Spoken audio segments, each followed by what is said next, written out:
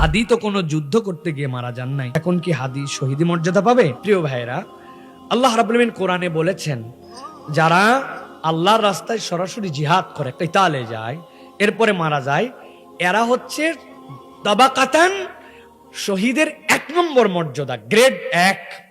এটাই হচ্ছে প্রকৃত শহীদ, যেখান থেকে দরজা নির্ধারিত হয়। বিষয়টা যদি না বুঝে থাকেন তাহলে বলি, একজন বেতন পায় 50,000 টাকা, কিন্তু সে সচিব না, বেসরকারি কর্মকর্তা। তাকে একজন বলতেছে বেতনটা সচিবের র্যাঙ্কের, আসলে কি সে সচিব হয়ে গেছে? না, সচিবও 50,000 টাকা পায়, সেও পায়, সে হয়তো কোনো একটা কোম্পানিতে চাকরি করে, কিন্তু র্যাঙ্কটা বেতনের দিক দিয়ে সমান। তাহলে আল্লাহর জন্য যে ডাইরেক্ট জীবন দিয়ে দেয়, সামনাসামনি যুদ্ধ করে জীবন দিয়ে দিছে, ওই শাহাদতটা মর্যাদার দিক দিয়ে স্ট্যান্ডার্ড।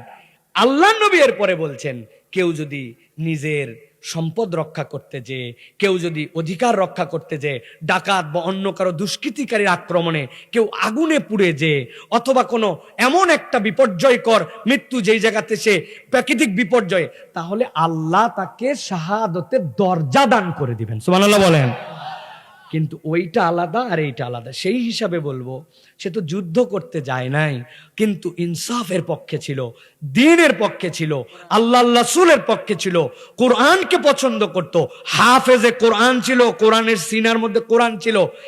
এইগুলার কারণেই বিরোধীরা তাকে টার্গেট করে ফেলছে। আধিপত্যবাদ বিরোধী, ভারতীয় আধিপত্যবাদ যারা আমাদেরকে খুবলায় খেতে চায়, তাদের বিপক্ষে কথা বলতো।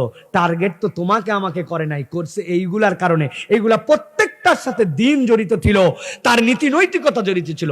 এই হিসাবে হাদিকে আল্লাহ রাব্বুল আলামিন আশা করছি আমরা শাহাদতের মর্যাদা দান করবেন। আল্লাহ যেন কবুল করেন, বলেন আল্লাহুম্মা আমিন।